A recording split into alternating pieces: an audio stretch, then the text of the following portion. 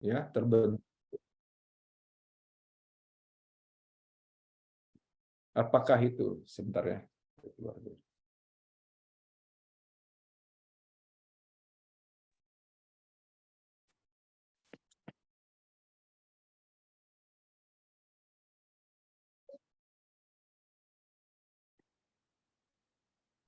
Apakah itu terbentur langsung yang menyebabkan ototnya robek,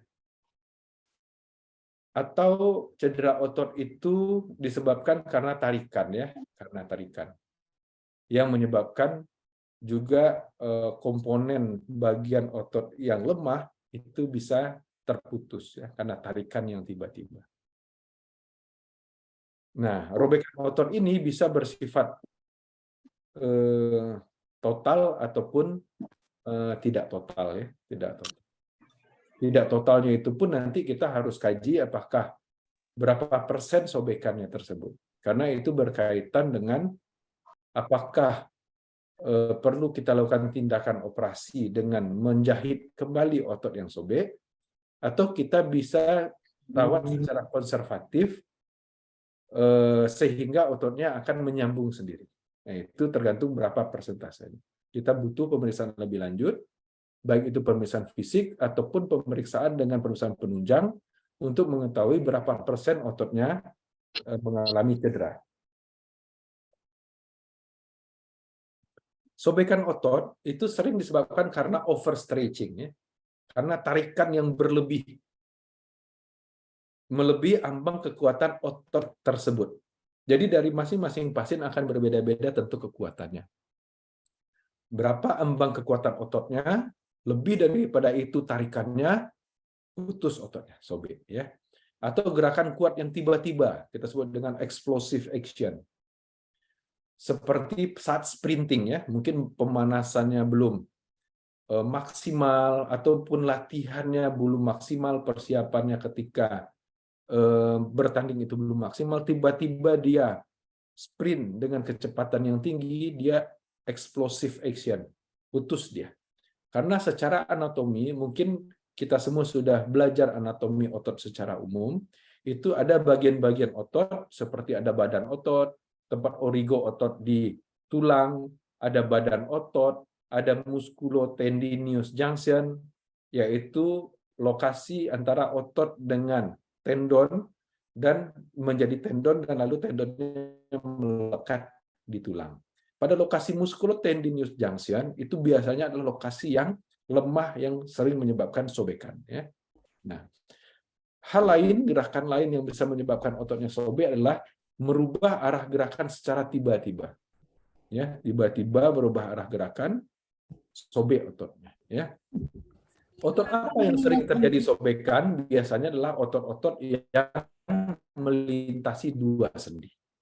Otot yang panjang melintasi dua sendi itu paling sering menyebabkan sobekan. Ya. Contohnya otot apa saja yang melintasi dua sendi? Otot hamstring. Pasti kita semua sudah mengetahui otot hamstring adalah otot-otot paha bagian belakang.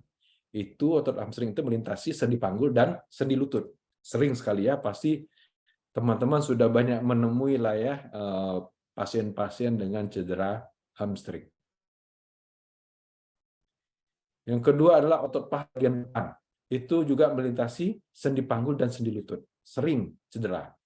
Yang ketiga gastrocnemius, otot betis bagian belakang. Sering sobek. Itu ototnya ataupun tendon Achilles, ya. Gastrocnemius melintasi sendi lutut dan sendi pergelangan kaki. Berikutnya adalah otot aduktor, ya. Otot aduktor tidak melewati dua sendi, tapi juga sering sekali mengalami cedera sobekan otot. Nah, ini anatomi otot, ya, baik secara makroskopis dan mikroskopis. Saya yakin kita semua sudah mempelajari ini dengan baik. Apa saja penyebab cedera otot? Pertama, tarikan yang kuat dan tiba-tiba, melebihi kekuatan tahanan otot pasien itu masing-masing. Posisi robekan biasanya pada pertengahan otot, karena itu adalah tempat yang lemah pada perbatasan antara tendon dan otot, atau kita sebut dengan musculotendinous junction. atau tempat perlengketan di tulang. Itu sering sekali terjadi robekan. Apa faktor-faktor penyebab otot gampang cedera? Pertama, faktor usia. Karena semakin tua pasien, tentunya kekuatan otot semakin menurun. Yang kedua adalah adanya cedera pada lokasi yang sama sebelumnya. Otot tersebut pernah cedera, lalu belum terjadi penyembuhan yang optimal, terjadi cedera lagi. Yang ketiga adalah kurangnya fleksibilitas daripada otot, menurunnya kekuatan otot, baik itu karena faktor usia ataupun karena latihan yang kurang, adanya kelelahan, ya kelelahan. Tentunya ini suatu latihan yang cukup melelahkan yang melebihi kekuatan dari otot tersebut, tahanan dari otot yang dipunyai oleh masing-masing individu. Sering sekali cedera otot ini terjadi pada awal musim latihan, ya, awal musim latihan. Hati-hati sekali kalau punya pasien atau binaan kelompok olahraga di awal musim latihan. Ketika pasien mengalami cuti latihan, pulang ke rumah, kan ada pada klub-klub tertentu atau profesional itu ada pada masa tertentu pulang ke rumah beberapa minggu, lalu masuk lagi ke training centernya. Di awal-awal itu sangat hati-hati sekali, karena paling sering terjadi cedera di awal-awal musim latihan. Karena selama liburan, pasien biasanya lengah, tidak membina kekuatan ototnya dengan baik. Ketika masuk latihan, dia langsung diforsir latihan, terjadi cedera. Ya, hati-hati sekali. Makanya sering cedera otot itu di training camp, bukan pada pertandingan. Jadi secara statistik, jika diperhatikan, cedera otot itu sering terjadi pada waktu latihan, bukan pada waktu bertanding. Karena waktu bertanding itu biasanya kondisi otot sudah optimal, ya, ototnya. Kalau memang klub itu mempersiapkan atletnya secara bagus, gitu ya. Jadi sudah optimal, siap untuk bertanding. Tapi pada training camp, pada minggu-minggu pertama setelah liburan atau setelah cuti, itu adalah waktu-waktu yang paling berbahaya terjadinya cedera olahraga. Di mana saja cedera otot, berapa derajat cedera otot itu dibagi 3, ya. Ada grade 1, grade 2, dan grade 3. Grade 1 cuma terjadi memar saja pada otot tanpa ada robekan yang terlihat secara makroskopis. Secara mikroskopis itu akan terlihat, makroskopis tidak terlihat.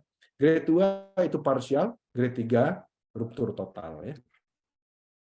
Nah, ini tanda-tandanya lah, ya. Kalau kita lihat pada cedera di quadricep itu ada gap, ya, ada cekukan.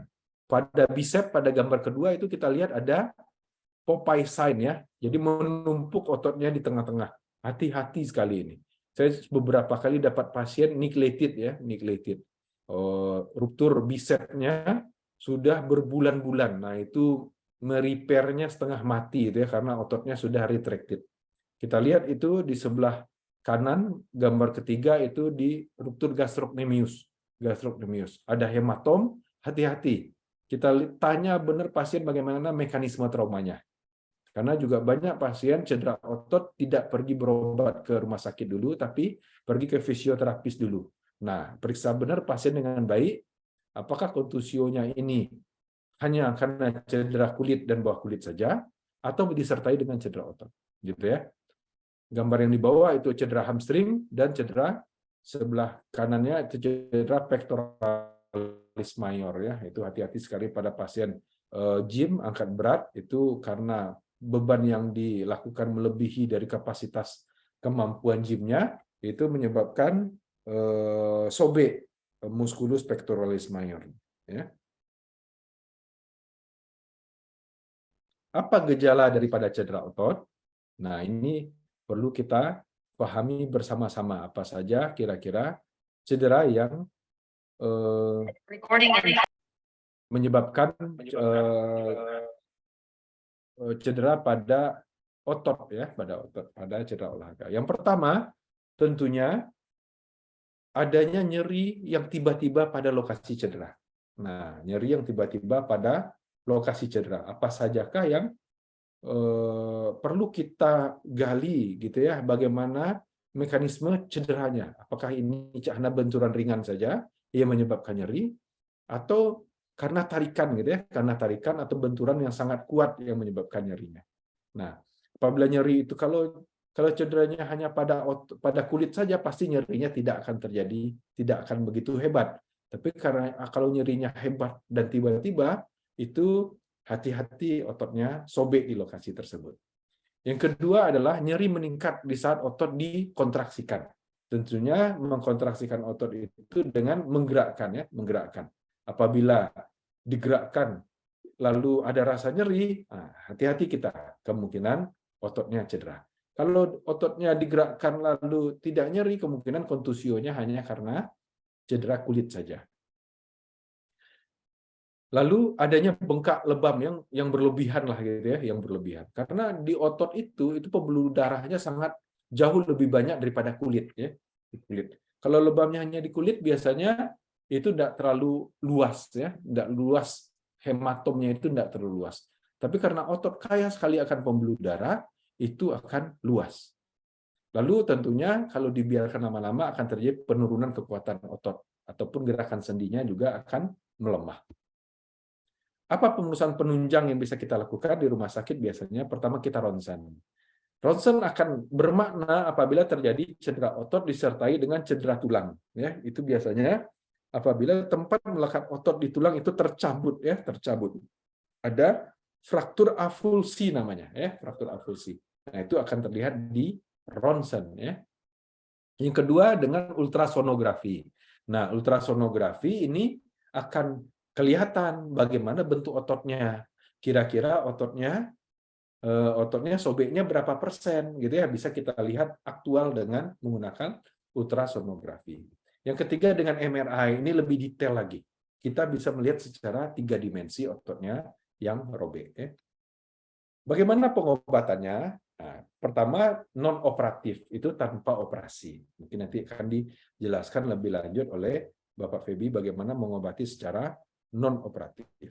Secara operatif itu biasanya grade 2. Kalau non operatif itu grade 1, grade 2, operatif grade 2 tapi yang mengenai atlet profesional, ya, atlet profesional. Grade 1 atlet pun tidak kita repair. Istirahatkan lalu baru di rehab gitu ya. Setelah sembuh optimal kondisinya boleh bertanding. Grade 2 itu pada atlet di repair karena perlu segera beraktivitas ya, ulang. Grade 3 itu repair ya. Apa yang dilakukan? Dilakukan penjahitan ya, penjahitan daripada otot tersebut. Kapan pasien boleh bertanding? Itu ketika sudah bebas rasa nyeri atau nyerinya sudah bisa ditoleransi. Biasanya bebas nyeri akan cukup lama ya, cukup lama. Nyeri sudah bisa ditoleransi, itu boleh bertanding. Kekuatannya sudah kembali pulih maksimal ya. Ketika dibandingkan antara tungkai yang sehat dengan tungkai yang sakit sudah sama kekuatannya, itu boleh bertanding. Gerak rentang sendinya sudah penuh, sudah maksimal ROM-nya sudah penuh. Lalu apabila telah bertanding, apabila pasien dibiarkan bertanding sebelum tercapai kriteria di atas, itu biasanya gampang sekali terjadi cedera kembali karena kekuatannya belum tercapai secara maksimal. Biasanya kalau grade 1 itu kita konservatif sekitar 2-3 minggu sudah terjadi penyembuhan dari jaringannya. Apa yang terjadi apabila sobekan otot tidak ditangani dengan baik ya, tidak ditangani dengan baik? Akan terjadi jaringan parut di tempat lokasi sobekan. Nah, ini akan menyebabkan nyeri yang berkepanjangan ya, nyeri yang berkepanjangan di sekitar otot dan juga penurunan kekuatan otot ya tentunya. Mungkin kita banyak menemui pasien-pasien dengan cedera otot yang mungkin terbengkalai yang harusnya dilakukan konservatif dengan cara yang baik atau mungkin indikasi dioperasi pada ruptur yang parsial lalu tidak sembuh dengan baik. Nah, itu akan menyebabkan terjadinya jaringan parut dan pasien akan selalu mengeluh ketika pasien tersebut melakukan aktivitas. Nah, itu akan cepat nyeri dan capeknya pada lokasi yang mengalami cedera sebelumnya. Yang kedua yang akan kita bahas adalah cedera ligamen. Nah, ini mungkin sekarang lagi banyak terjadi ya, banyak terjadi yang terdeteksi karena memang kalau zaman dahulu cedera ligamen itu termasuk cedera yang di bidang ortopedi gitu ya. Tindakan rekonstruksinya adalah tindakan rekonstruksi yang mahal gitu ya. Sehingga dahulu jarang sekali operasi cedera ligamen. Nah, sejak adanya asuransi BPJS ini yang bisa memfasilitasi rekonstruksi ligamen, itu operasi cedera ligamen sangat banyak sekali, sangat banyak sekali. Dan juga tentunya di meningkatnya kesadaran pasien ya akan perlunya penanganan cedera ligamen yang baik. Nah, ini contohnya ya, laki-laki usia 23 tahun, kita contohkan dengan kasus bermain bola, lalu mungkin pada saat menggiring bola di-tackle oleh temannya, sehingga mengalami cedera pada pergelangan kakinya. Biasanya, nah ini penting sekali ini ya, kesadaran tim tim kesehatan pada waktu pertandingan tersebut menilai sebaik mungkin, ya, menilai sebaik mungkin apakah cederanya ini cedera yang masih bisa ditoleransi untuk bisa kembali bertanding di saat itu, atau ini perlu penanganan khusus, perlu dihentikan pertandingan atlet tersebut bertanding dan dibawa ke pusat kesehatan untuk diperiksa lebih lanjut. Tidak mungkin terbang. Ini penting sekali karena apabila ternyata cederanya berat disuruh tetap bertanding itu akan berbahaya pada pasien tersebut. Mungkin di antara kita ada yang tim medis ya, tim medis klub olahraga. Nah, ini penting sekali memahami untuk bisa mendeteksi di saat itu apakah atlet tersebut boleh bertanding atau perlu kita hentikan dia bertanding. Pada cedera yang berat tentunya akan masuk ke UGD, dibawa ke unit gawat darurat untuk dilakukan pemeriksaan lebih lanjut untuk mengetahui seberapa berat cederanya. Nah, pada rumah sakit yang sudah established itu supaya biasanya sudah memiliki tim ya, baik itu dokter bedah umum atau dokter bedah ortopedi, subbagian rekonstruksi ataupun sport injury yang akan memeriksa lebih lanjut. Nah, itu penting sekali pada atlet-atlet profesional untuk dideteksi sesegera mungkin seberapa berat cederanya dan lakukan penanganan yang baik. Nah, lalu kita akan melakukan diagnosis ya, penegakan diagnosis. Tahapan apa yang akan kita ambil? Yang pertama kita harus mengenai bagaimana mekanisme cederanya. Karena dengan mengetahui bagaimana mekanisme cedera, kita akan mengetahui, memprediksikan kira-kira cedera apa saja yang terjadi dan seberapa berat cederanya terjadi. Lalu kita lakukan pemeriksaan fisik untuk mengetahui apa ligamen yang cedera atau bagian-bagian yang cedera, apakah hanya ligamen saja atau mungkin juga disertai dengan fraktur, ya, disertai dengan patah tulang. Lalu kita lakukan tes-tes khusus untuk mengetahui secara spesifik bagian-bagian apa yang cedera dan dilanjutkan dengan pemeriksaan penunjang untuk memastikan diagnosis kita. Jika kita lihat anatomi sendi lutut, karena memang kalau kita bicara cedera sendi, itu paling enak itu pada sendi lutut, karena sendi lutut itu dia anatominya sangat kompleks sekali untuk bisa kita bahas ya. Mungkin kita semua sudah memahami ini anatomi ini, ada bagian tulang femur, ya, ada bagian tulang tibia, ada meniskus, baik itu meniskus medial dan lateral, ada ligamen utama di bagian tengah, ada posterior cruciate ligamen, ada anterior cruciate ligamen. Di bagian lateral dan medial ada medial collateral ligamen dan lateral collateral ligamen. Bagaimana mekanisme cedera? Bisa mekanisme cederanya kontak langsung, benturan langsung pada sendi tersebut, ataupun non-kontak. Non-kontak ini ada beberapa mekanisme cedera. Ada rapid deceleration, ada jumping ataupun cutting. Ya, pasti sudah memahami ini. Ya. Lalu kita lakukan pemeriksaan fisik.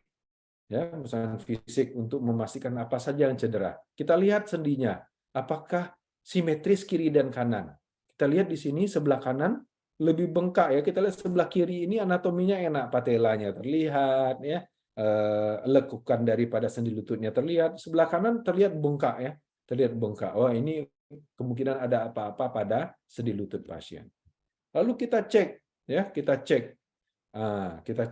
Kalau kita curiga, oh ini jangan-jangan cedera cruciate ligamen lah, apakah itu anterior atau posterior cruciate ligamen. Lalu kita cek ternyata pada pasien ini anterior anterior drawernya positif ya, anterior drawer positif. Lalu tentunya kita akan berpikir anterior drawer positif kemungkinan anterior cruciate ligamennya cedera ya. Walaupun harus kita pahami pada saat akut ketika baru terjadi itu biasanya akan sulit bagi kita untuk melakukan pemeriksaan anterior drawer test ya. Karena bengkak, pasien nyeri dan bengkak. Biasanya kita lakukan pemeriksaan sekitar 2 minggu atau 3 minggu setelah kejadian. Kita obati dulu secara RICE dan analgetik, istirahatkan lutut, bengkaknya berkurang, baru biasanya pemeriksaan ini akan gampang kita laksanakan. Pada settingan akut agak sulit bagi kita ya.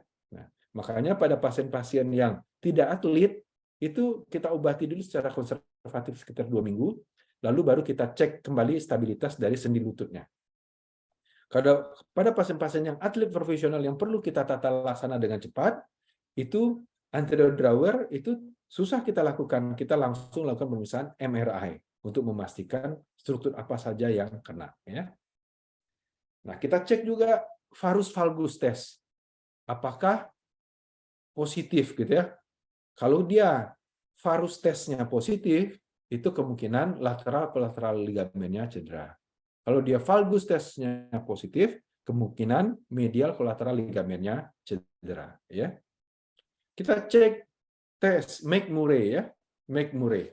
Nah, mungkin bisa di-recall lagi pelajarannya ketika di sekolah dulu bagaimana cara melakukan pemeriksaan McMurray, atau nanti bisa lihat buku ataupun di internet banyak sekali bagaimana teknik melakukan McMurray untuk melihat apakah ada cedera meniskus ya. Nah, pada fase awal kita lakukan konservatif dulu dengan RICE ya. Biasanya kita lanjutkan ya beberapa hari, lalu kita istirahatkan sendinya, begitu bengkaknya berkurang, lalu baru kita lakukan pemeriksaan fisik lagi. Nah, apa yang kita takutkan pada cedera sendi terjadi instabilitas sendi ya, instabilitas sendi. Karena kita ketahui ligamen itu menyebabkan terjadinya ligamen berfungsi untuk menstabilkan sendi. Jadi kita takut terjadi instabilitas sendi. Pada cedera-cedera akut yang kita bisa deteksi instabilitas yang hebat, ada cedera beberapa ligamen misalnya, apakah itu ACL ataupun MCL, itu kita harus lakukan imobilisasi dengan splint ataupun dengan brace. Ya.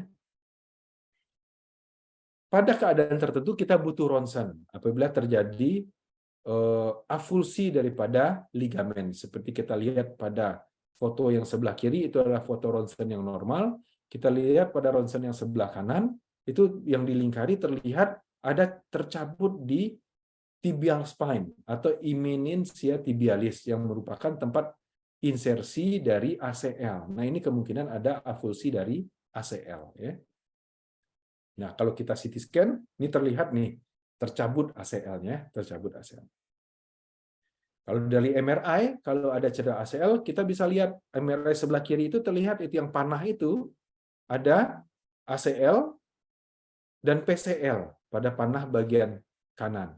Kalau kita lihat MRI yang sebelah kanan, itu ACL-nya sudah putus, tidak bisa terlihat. Ya, ACL. Pilihan terapi pada cedera ligamen, kita bisa terapi secara konservatif, ataupun mungkin kita perlu melakukan tindakan operatif. Nah, ini secara singkat lah ya, bagaimana algoritma kita memilih terapi daripada cedera ACL, apakah itu operatif ataupun konservatif.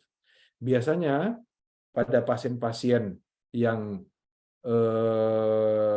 tidak atlet profesional itu kita coba cara konservatif dulu, ya. Pada atlet-atlet profesional itu kita langsung operatif. Pada atlet-atlet yang rekreasi atau yang tidak profesional, kita lakukan konservatif. Apabila gagal konservatif, baru kita lakukan usulkan tindakan operatif. Karena kita takutkan nanti lututnya akan unstable pada waktu yang lama, akan terjadi cedera meniskus dan osteoartritis sekunder ya, jangka panjang.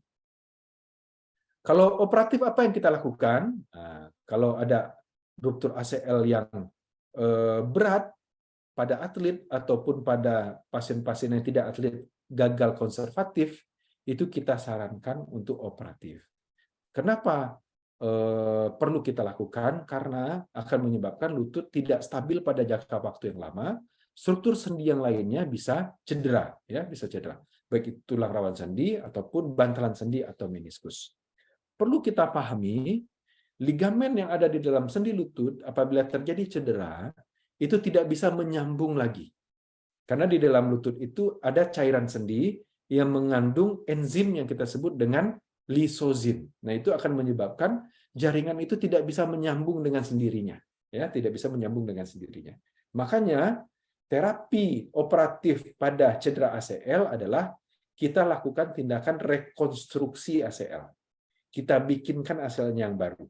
Mungkin pada kuliah berikutnya kita akan bahas bagaimana dokter bedah ortopedi dalam melakukan tindakan rekonstruksi ACL, gitu ya, biar bisa paham apa yang dilakukan sehingga nanti dalam fisioterapinya bisa terbayang, gitu ya. Oh, ini yang dilakukan, ini yang harus kita lakukan tahap fase 1, fase 2, fase 3. Nah, ini penting sekali ya, penting sekali. Karena kami pun di ortopedi sangat memahami bahwa peran fisioterapis dan rehab pasca operasi itu sama pentingnya dengan bagaimana dokter bedah melakukan tindakan operasi yang baik. Sama pentingnya, ya gitu ya. Nah, itu makanya perlu kita sama-sama memahami apa yang dilakukan oleh dokter bedah sehingga dalam merehabnya itu tepat, gitu ya, tahapannya. Jadi pada ACL itu dibikinkan lagi ACL-nya atau direkonstruksi. Karena tidak bisa dijahitkan pun tidak bisa. Dijahitkan kalau kita artroskopi lalu dia putus lalu kita jahitkan, tidak bisa dia menyambung. Kecuali dia tercabut, ya, avulsi. Kalau tercabut itu bisa kita pasang skru untuk menempelkan lagi tulang yang tercabut atau avulsi.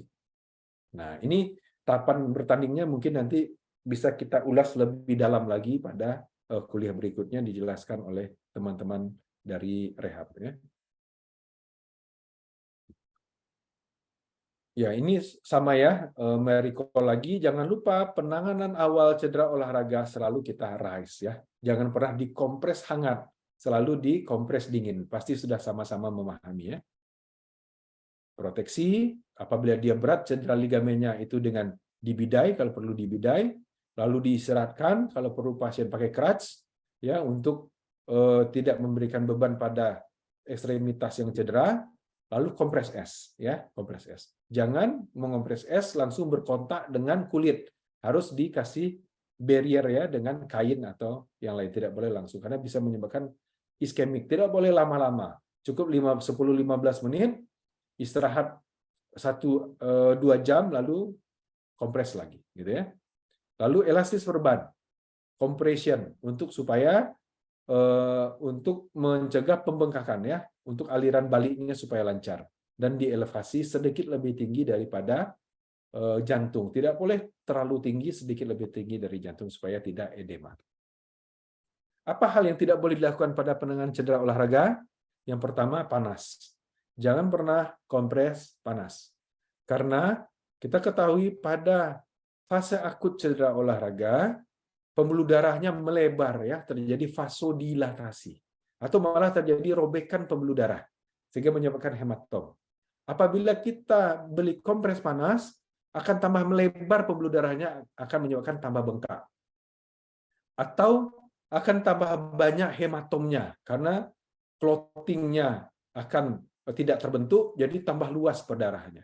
Tidak boleh sauna ya, tidak boleh sauna karena mungkin badannya pegal-pegal. Habis cedera olahraga pergi ke sauna atau ke tempat kolam rendaman air hangat, berbahaya, tambah edema dia. Tidak boleh ada obat oles yang panas, ya, yang menyebabkan panas. Tidak boleh obat oles pengencer darah, ya, hati-hati. Datang nanti ke fisioterapi pasien dengan hematom baru hari kedua, hari ketiga atau hari pertama pakai ini Bu. Nah, tidak perlu saya sebutkan nama krimnya ya atau gelnya gitu ya. Nah, ini Bu biar tidak tambah bengkak dia, tambah bengkak, hematomnya tambah luas. Ya, kembali kenapa tidak boleh? Karena akan menyebabkan peningkatan aliran darah sehingga akan semakin bengkak atau hematomnya akan semakin luas ya. Yang kedua alkohol, mungkin di Indonesia ini tidak lazim ya, tidak lazim. Tapi di luar negeri ini lazim orang minum alkohol. Kenapa tidak boleh konsumsi alkohol? Yang pertama, dia menyebabkan iritasi, lalu mengencerkan darah, akan semakin bengkak, lalu alkohol akan mengurangi rasa nyeri, sehingga dia tidak akan memproteksi tungkainya. Ya. Tidak memproteksi tungkainya. Lalu harus berhenti dulu sementara beraktivitas dan berolahraga berat. Kenapa? Karena kita harus memberikan waktu untuk jaringan tersebut untuk sembuh, gitu ya, harus sembuh. Nanti ada tahapan-tahapannya untuk kembali berolahraga. Tidak boleh dimasas ya, jangan dimasas di lokasi cedera. Kenapa? Akan memperberat kerusakan dan juga akan meningkatkan aliran darah, akan menyebabkan pembengkakan. Ya. Mungkin itu saja untuk pembuka diskusi saya pada sore hari ini. Kalau nanti ada pertanyaan, silakan disampaikan dan kita bisa berdiskusi bersama-sama. Terima kasih. Assalamualaikum warahmatullahi wabarakatuh. Saya kembalikan kepada moderator.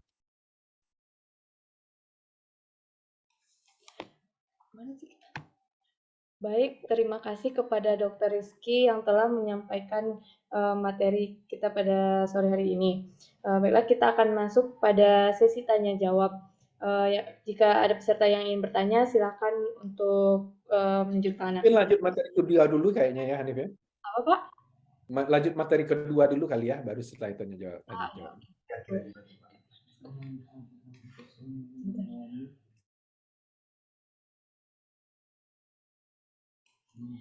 Pemateri selanjutnya yaitu Pak Feby. Halo.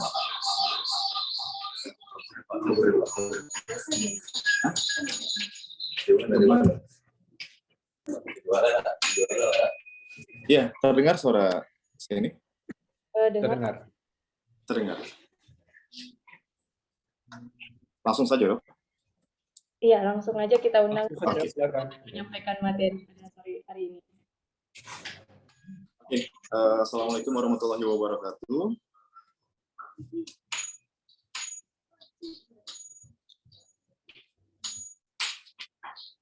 Enggak, jauh-jauh deh.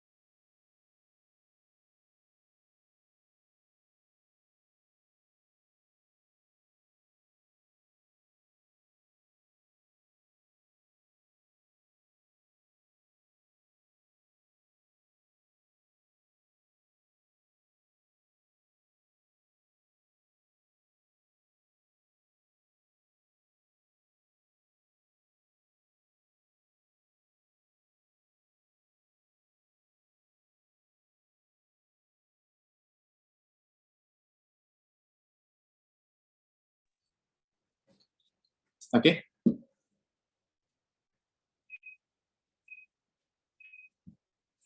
Terdengar nih? Terdengar, Pak. Lai, Pak. Waalaikumsalam, Pak. Oke, Assalamualaikum warahmatullahi wabarakatuh. Ya, terima kasih kesempatannya kepada dari moderator. Yang pertama, ya saya ucapkan terima kasih kepada Dr. Rizky yang telah memberikan materi yang luar biasa kepada kita semua pada sore hari ini. Jadi memang benar, antara ortopedi dan fisioterapi ini sebenarnya ya CS kental ya. Jadi ibaratnya case-case ortopedi dan fisioterapi ini memang sangat berkaitan sangat erat. Jadi oleh karena itu kita bersama dari Prime Rehab and Performance memberikan wadah untuk kita semua sama-sama belajar tentang mengenai kasus. Oke, sebelum kita mulai, saya mau tahu ini dari mana aja ya, teman-teman semua. Dari Sumbar, dari Padang, atau memang dari kota-kota lain?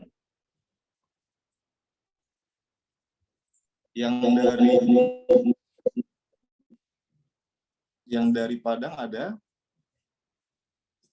selain Prime ya? Oh, dari Riau. Oke, Jambi. Sumbar ada?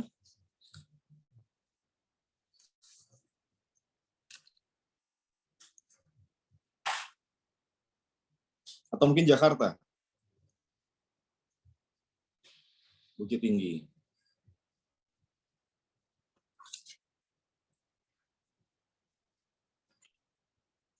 Pekanbaru. Ya. Oh, pesisir ya. Ada orang-orang dari daerah Sumber ada ya. Jadi sebenarnya memang ini kegiatan untuk kita ya, untuk para fisioterapis supaya bisa benar-benar mengerjakan atau menata laksanakan pasien ini dengan baik, dengan sesuai dengan evidence base. Jadi ibaratnya tidak asal. Karena terkadang antara operasi dan rehabnya ini saya sama-sama penting. Operasinya berhasil, tiba di rehab tidak berhasil. Jadi sangat disayangkan. Pak Rizky sudah capek-capek operasi, tapi kita yang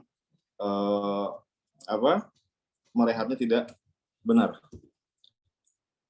Jadi tema kita kali ini yang secara umum ya, hari ini kita materi awal atau materi perdana tentang pendekatan fisioterapi dalam penanganan cedera olahraga.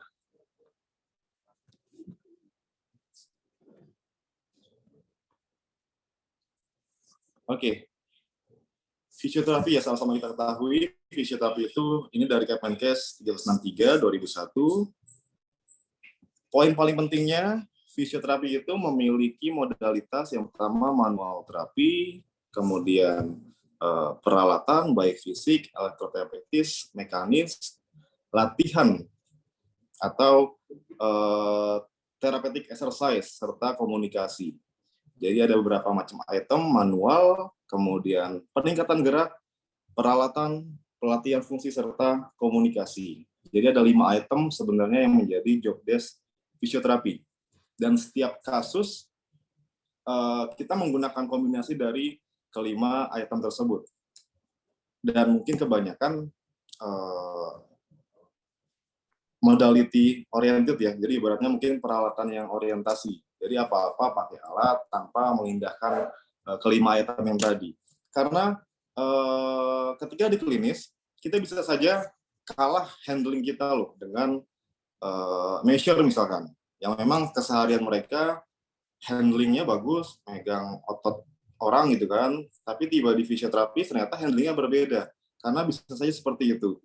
Jadi jangan sampai kita kalah pamor, karena memang kebanyakan di Indonesia ya, maksudnya memang secara adat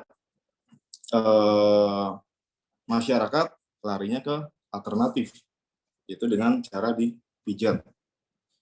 Atau mungkin ada yang lebih tinggi sedikit, dia sarjana olahraga, basicnya, kemudian mengatasnamakan sport terapis. Nah, kalau kita, ya sport fisioterapis. Jadi bisa dibedakan antara sport terapis dan sport fisioterapis. Jadi jangan sampai kita kurang familiar sama kedua profesi yang tadi. Karena ya yang namanya adat ya, orang kebanyakan udah biasa, oh habis jatuh pergi urut ke sana, karena kalau nggak diurut bakal sakit.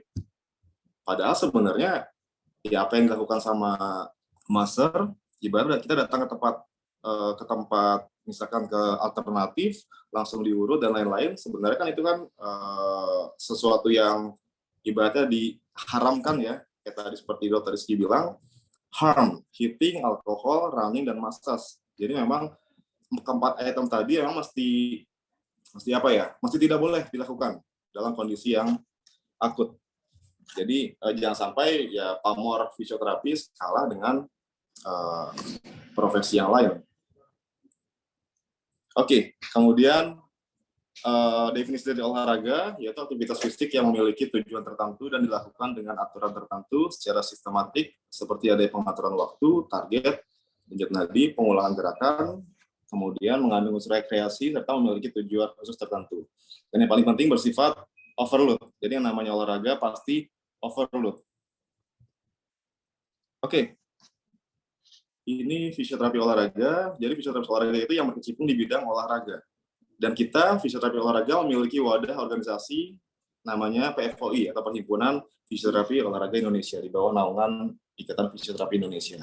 Kalau yang sebelumnya ketua PFOI kita, founder kita Pak Insyaf Mirza Indra Lesmana sekarang sudah berganti menjadi Mas Rashid.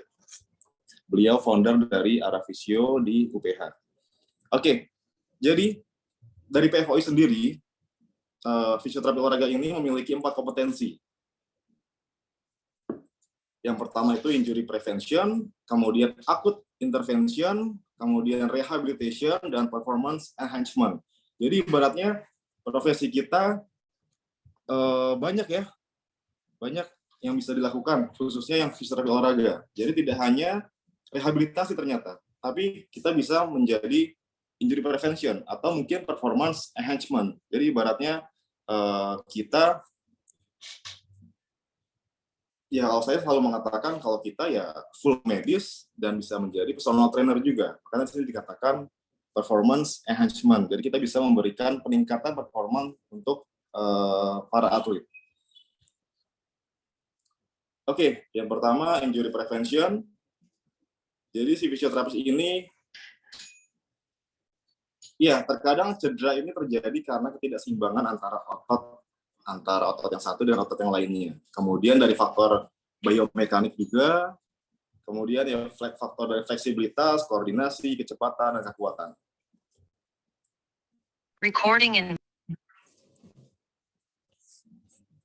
Oke, cedera sendiri dibagi 2. Yang pertama cedera kontak atau direct, kemudian cedera non-kontak atau indirect. Jadi yang cedera kontak ini karena faktor external force, karena ada tabrakan, pushing, sehingga terjadi cedera. Kemudian yang kedua ada cedera non-kontak, yaitu force of gravity, atau tekanan dari gravitasi yang membuat, karena berat badan yang akhirnya membuat terjadinya cedera. Contohnya, kebanyakan biasanya cedera ACL itu, yaitu cedera, termasuk salah satu cedera dari cedera non-kontak atau indirect. Oke, ini ada penyebab cedera ya. Yang pertama, inadequate warming up, kemudian overtraining, teknik yang tidak tepat, kemudian ada insiden, peralatan tidak sesuai, imbalance muscles, fleksibilitas menurun, kemudian cedera berulang.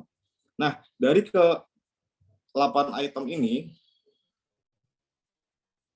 bisa kita jadikan suatu layanan baru untuk preventive injury ya. Yang pertama bisa imbalance muscles, kemudian fleksibilitas menurun, kemudian cedera berulang. Jadi ketiga item ini bisa digarap oleh fisioterapis olahraga. Jadi ibaratnya tidak melulu tentang cedera. Jadi kita bisa menganalisa dari pola gerakan di pasien. Misalkan kayak kita melakukan functional movement screening.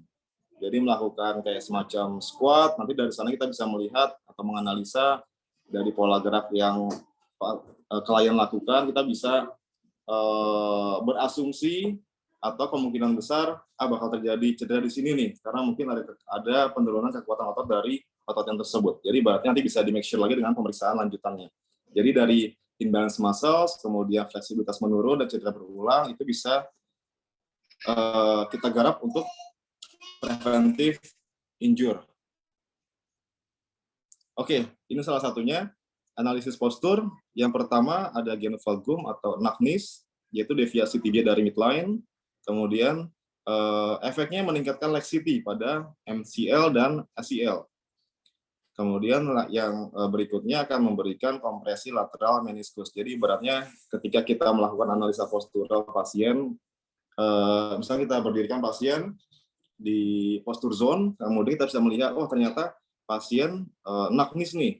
Jadi kita bisa memberikan informasi ke pasien kalau bahwasannya dengan kondisi anatomi postural seperti ini, kemungkinan besar cederanya akan seperti ini loh, bla bla bla. Kemudian dari sana apa yang bisa kita jual dari fisioterapi? Yang pasti program latihan atau program treatment untuk bisa memberikan efisiensi bergeraknya.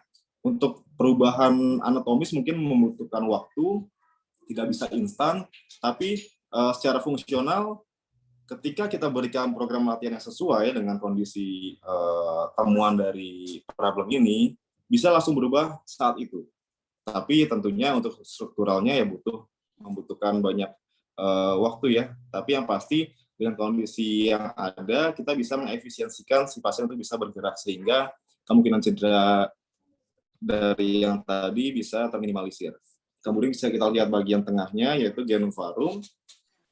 Sudut antara, femur dan tibia lebih besar dari 180 derajat, kemudian akan meningkatkan laxity LCL, kemudian kompresi medial meniskus. Ini pun juga sama. Kita bisa membuatkan program yang spesifik untuk genum varum sehingga kita bisa mengefisiensikan atau meminimalisir terjadinya cedera. Kemudian sisi satunya lagi ada hyperextension, yaitu meningkatkan laxity pada SCL. Karena SCL tersendiri ini merupakan ligamen ataupun stabil, menjaga lutut pada posisi ekstensi. Jadi ketika dia hyperekstensi, si lutut sudah pasti SCL-nya akan laxity, sehingga ketidakstabilan pada lutut akan terjadi. Karena normalnya sendi lutut merupakan mesti stabil dia. Oke, kemudian dari abnormal forecarpal muscles, ini kita juga bisa melihat. Jadi ketika kita memeriksa kondisi pasien, oh ternyata pasien mengalami patellar femoral pain syndrome, yaitu nyeri pada sisi lutut bagian depan. Kita bisa make sure untuk otot yang keempat otot ini, yang interfascial lata, kemudian vastus lateralis, hamstring, dan gastrocnemius. Jadi ketika pasien datang dengan keluhan seperti ini, ya yang pasti keluhan nyerinya dulu kita perbaiki. Kemudian kalau kita mau mencari tahu dari mana sih terjadinya cedera ini, jadi bisa jadi karena faktor inadequate dari otot-otot empat ini, tensor fascial lata, vastus lateralis, kemudian hamstring dan gastrocnemius. Jadi ketika kita sudah tahu, kita bisa buatkan program latihan yang sesuai agar cedera tidak terjadi lagi atau repetitive injury. Oke, kemudian untuk kompetensi yang kedua yaitu akut intervensi yang tadi banyak disinggung oleh Dr. Rizky tentang akut intervention. Oke, untuk on-field assessment atau kita mengenalnya TOTAPS ya. T-nya talk, observasi, touch, active movement, passive movement, dan skill. On-field assessment ini mungkin teman-teman tahu yang ketika kita di lapangan melihat ada injury di depan, kita bisa langsung menghampiri si atlet tersebut. Jadi yang pertama ya talk, kita bicara apa yang terjadi, kemudian observasi ada sesuatu atau enggak, kemudian bisa di touch di area yang problem, kemudian suruh gerak aktif, kemudian passive, setelah itu ya skill, bisa dia jumping maupun dia running. Oke, manajemen fase akut. Yang pertama ini ada rise, rest, ice, compression, dan elevation. Kemudian ada lagi wall ice, menyisipkan tambahan yaitu optimum loading. Jadi rest di rise ini sebenarnya ketika dilakukan secara berlebihan akan menurunkan kemampuan dari si otot. Makanya penyempurnaannya dengan menambahkan optimum loading. Dan satu lagi protection. Jadi protection ketika terjadi cedera, yang paling utama yaitu proteksi supaya apa? Supaya tidak terjadi problem yang lebih besar. Makanya kalau misalkan pasien datang ke alternatif langsung diurut, sebenarnya logikanya ya akan makin menambah kerusakan di jaringannya. Jadi bagusnya memang ya mesti langsung ke medis. Karena kita punya base untuk manajemen fase akutnya. Yang pertama itu proteksi atau protection, kemudian optimum loading, ice, compression, dan elevation. Jadi menyisipkan proteksi dan optimum loading. Kemudian ya semakin ke sini tentu keilmuan makin berkembang. Jadi manajemen fase akut tadi menyisipkan atau menambahkan sisi biopsikososialnya. Di sini dikatakan peace and love. P-nya protection, kemudian E-nya elevation, ditinggikan, kemudian A, avoid anti-inflammatory. Jadi sebenarnya ya tadi dikatakan Dr. Rizky, tidak boleh minum ya alkohol karena akan memati. Dia tidak tahu misalnya di sana sebenarnya terjadi cedera, kemudian ada compression, kemudian education. Jadi pasien kita berikan edukasi supaya sama turut aktif dalam menangani fase akut, karena fase akut ini sebenarnya fase yang sangat krusial dalam pemulihan jaringan nantinya. Ya, yang pasti yang namanya cedera itu tidak bisa dihindari, tapi ketika sudah terjadi ya kita bisa mesti memanage dengan baik, karena ketika kita memanage dengan baik di fase akut, pemulihannya itu pasti akan lebih optimal ketimbang kita asal-asalan dalam melaksanakan manajemen fase akut tadi. Kemudian love-nya itu L-nya lot, diberikan beban. Kemudian yang pasti optimis bahwasanya setiap cedera bisa pulih. Kemudian vaskularisasi, kemudian exercise, yaitu dengan cara latihan.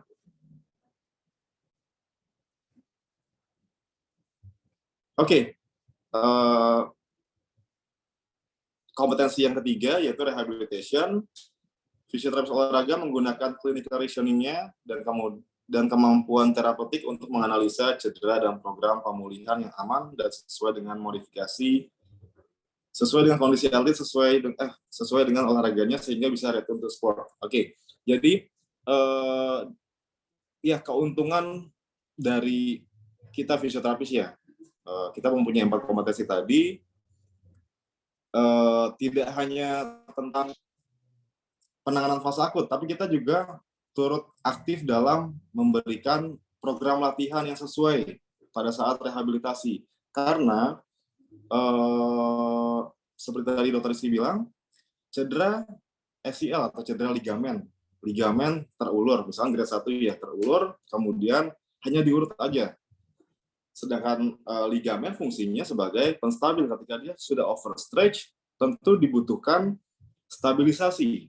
Nah, ya mau dimasas berkali-kali pun kalau misalkan dia sudah overstretch, tentunya akan percuma. Makanya kebanyakan pasien datang ke klinis, oh saya sudah cedera lutut atau ACL udah lama sih, sudah 1 tahun.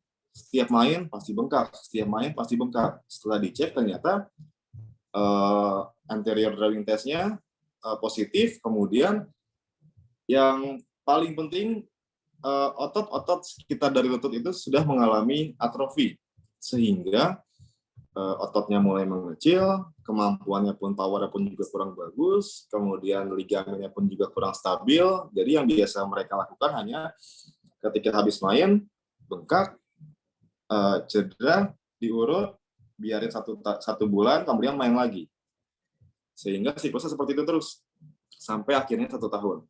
Nah, dari peristiwa tersebut kita bisa memberikan masukan kepada pasien bahwasanya ligamen fungsinya sebagai stabilisator. Jadi ketika dia terjadi cedera atau overstretch, tentu cara konservatifnya yaitu memberikan latihan stabilisasi dengan cara meningkatkan kontrol neuromuskular dari sendi-sendi kita.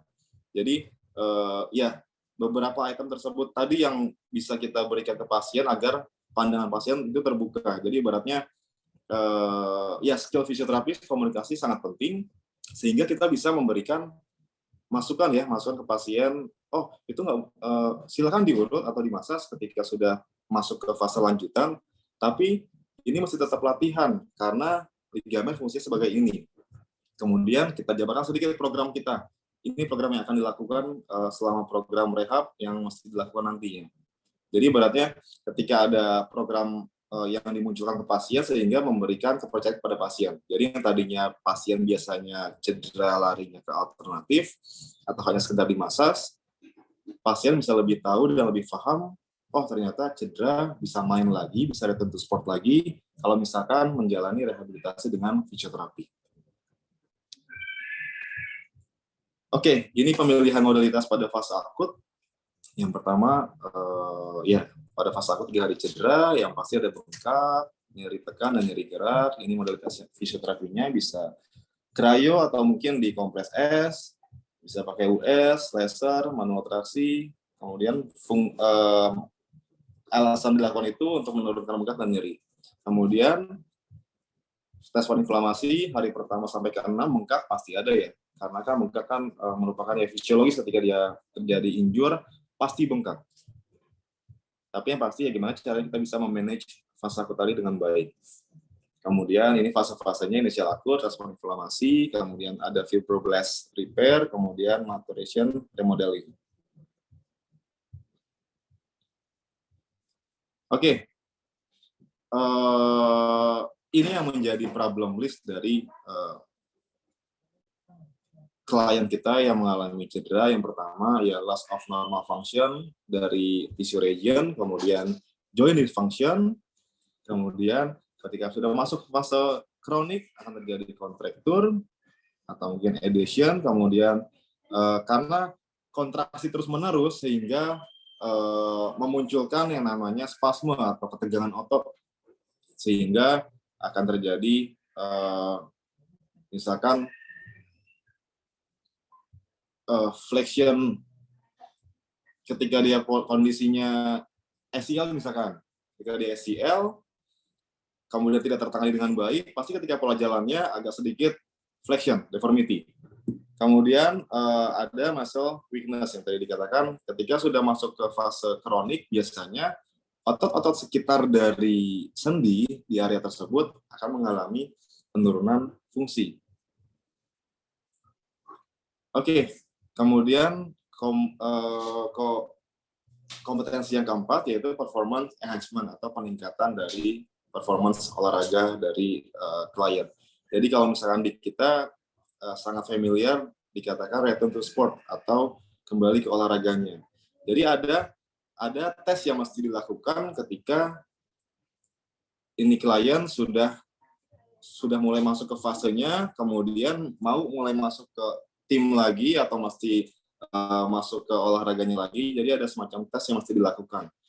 Jadi fisioterapis bisa memberikan advice kepada pelatih atau mungkin kepada coach sehingga atletnya bisa return to sport dengan baik. Jadi fisioterapi olahraga dapat memberikan kontribusi untuk meningkatkan performance dari atlet. Kemudian lewat evaluasi pemeriksaan fisik, performance atlet, dan memberikan advice intervensi untuk mengoptimalkan kondisi agar optimal performanya dalam kemampuan olahraganya dengan mendekatkan multidisipliner ilmu lainnya. Oke, ini therapeutic exercise. Therapeutic exercise ini ialah rancangan program yang sistematik untuk performa gerak tubuh, postur, dan aktivitas fisik dari pasien atau klien. Jadi, therapeutic exercise sangat dibutuhkan pada pasien atau klien kita yang mengalami cedera. Karena yang profesional saja, ketika dia mengalami cedera, tidak touch ball aja 1 bulan, pasti akan ragu dalam menggunakan kakinya gitu, apalagi yang bukan atlet. Jadi ada fase sebelum masuk ke olahraganya itu, yaitu mesti melewati fase return to sport, berbagai fase masih dilewatin, jadi nanti dari sana mulai muncul adaptasi jaringan, dan adaptasi jaringan itu tidak dibentuk dalam hitungan hari, tapi bisa berbulan-bulan. Makanya kalau misalnya kayak cedera ACL, pasca operasi, dia membutuhkan timetable yang sangat panjang untuk bisa kembali return to sportnya. Oke, ini unsur latihan dari fungsional. Yang pertama, balance atau keseimbangan, kemudian dari performa ototnya, stabilitas sendinya, koordinasi atau neuromuscular control, kemudian mobility dan flexibility, kemudian ya daya tahan kardiopulmonal.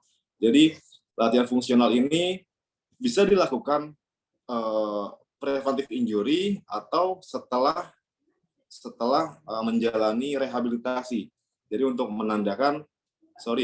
memberikan bahwasannya latihan fungsi ini sangat penting erat kaitannya dalam meminimalisir terjadinya cedera. Contoh, misalkan dulu familiar sekali aktivasi otot-otot core.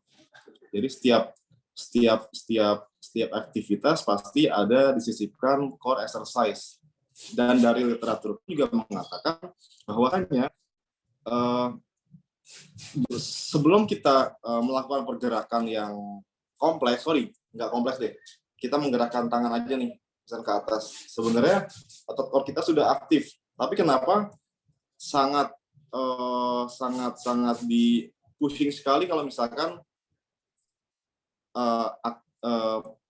pemberian latihan untuk core exercise ini sangat tinggi, khususnya misalkan dalam kondisi back pain. Terkadang back pain, dia cedera pinggang karena apa? Otot core-nya kurang aktif. Bahwasanya itu belum tentu benar ya, karena bisa saja yang namanya otot core ini dia tipikalnya ya selalu aktif. Jadi ketika kita stimulasi sedikit pun pasti akan aktif. Jadi jangan terlalu ketika terjadi cedera ini jangan terlalu memandang satu arah, tapi kita bisa melihat dari berbagai aspek yang bisa kita lakukan. Jadi tidak boleh hanya satu orientasi saja, tapi kita membuka mata kita bahwasannya fisioterapis memiliki kemampuan yang bisa memiliki kemampuan yang berbeda-beda setiap fisioterapis. Tapi tujuan untuk keberhasilan pasien itu pasti ya kita ingin memberikan pelayanan yang terbaik untuk pasien kita, sehingga si atlet bisa kembali beraktivitas kembali tanpa adanya keluhan yang berarti. Oke, terima kasih. Sekian dari saya. Assalamualaikum warahmatullahi wabarakatuh.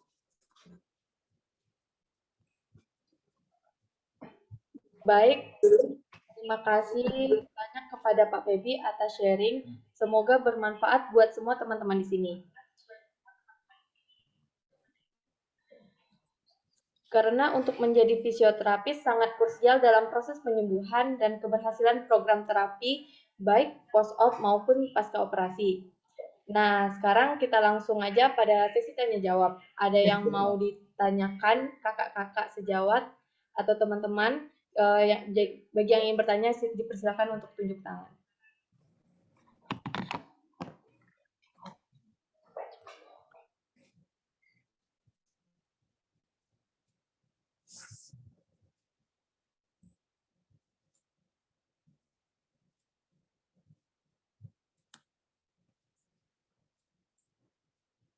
Oke, ada yang mau ditanyakan dari teman-teman semua? Di sini masih ada Dr. Rizky.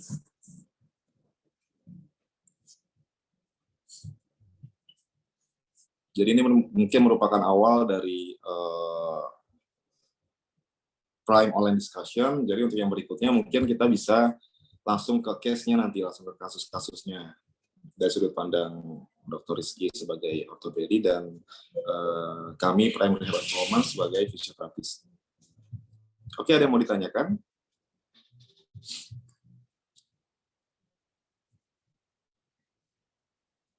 Atau mungkin mau sharing kondisi pasiennya di klinis?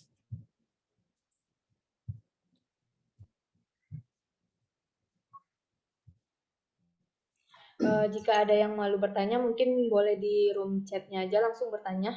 Boleh diklik aja.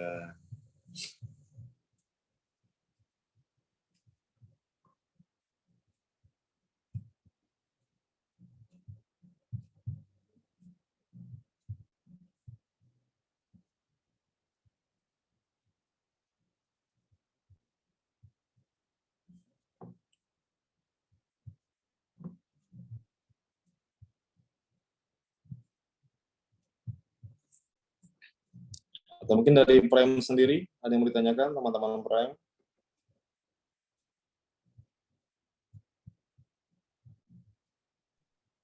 Masih pada malu-malu ya. Belum panas kan?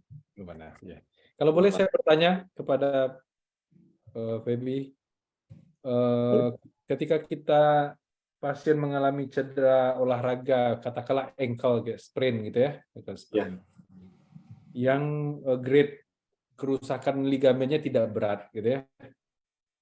Itu kalau dari segi fisioterapinya, itu kapan waktu optimal memulai fisioterapi?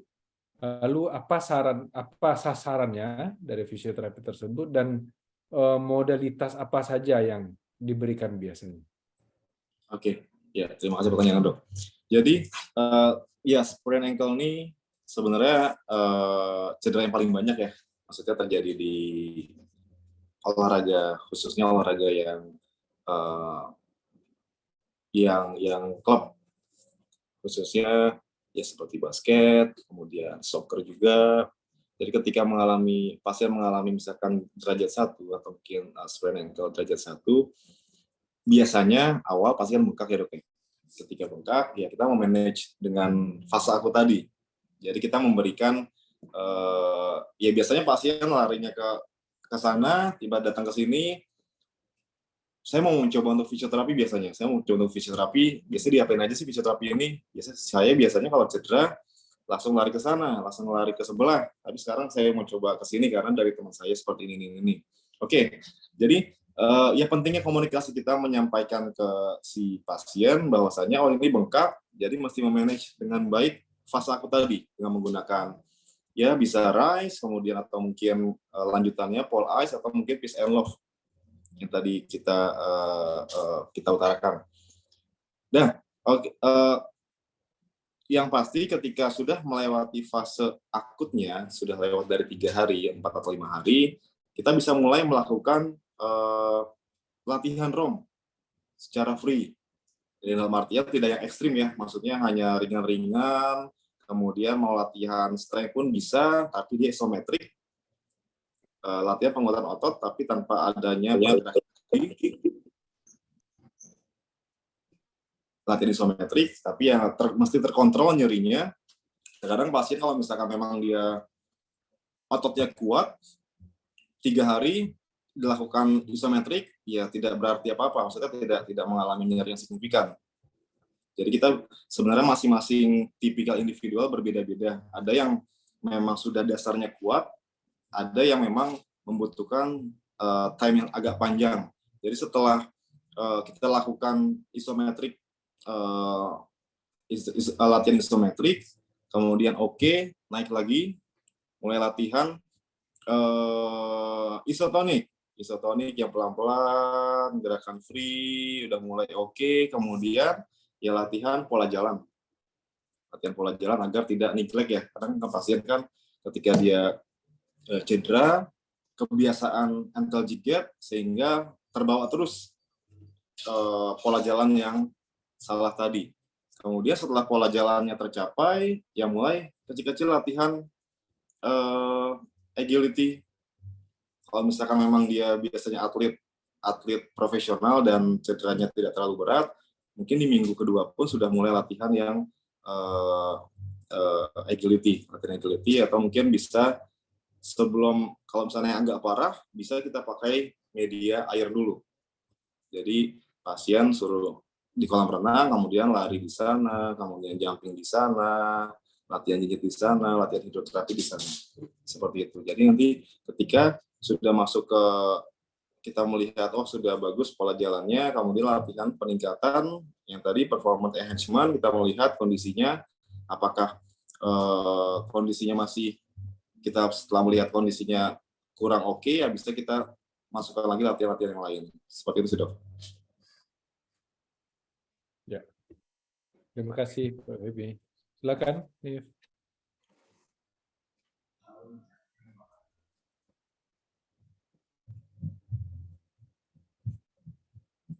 Oh, ini ada pertanyaan di kolom chat ya.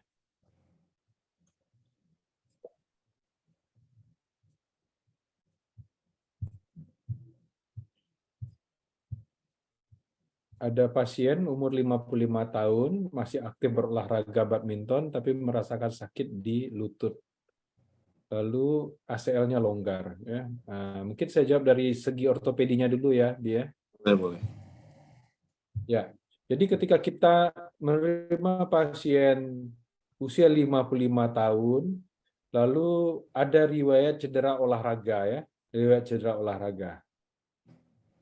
Dan cedera olahraganya itu sudah 5 tahun yang lalu, ya, 5 tahun yang lalu. Jadi ini cedera ACL-nya niklet ya, niklet, terbengkalai dan terapi konservatifnya mungkin tidak terlaksana dengan baik atau gagal, ya.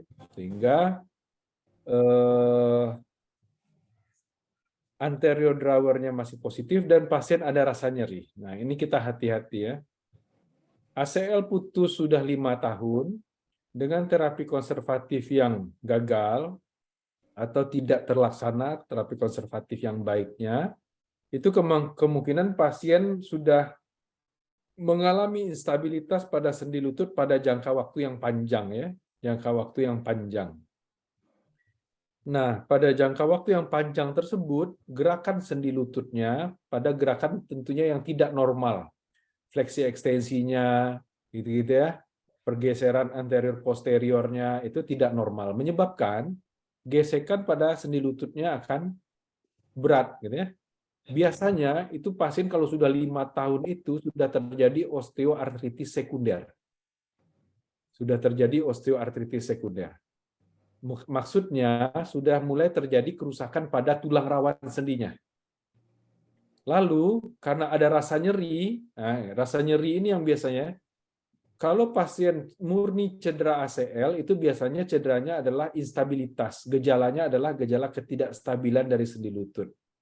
Nah, biasanya pasien akan mengalami giving away, namanya giving away. Ketika berolahraga, itu tiba-tiba lututnya rasa mau lepas, gitu ya. Nah, itu namanya giving away.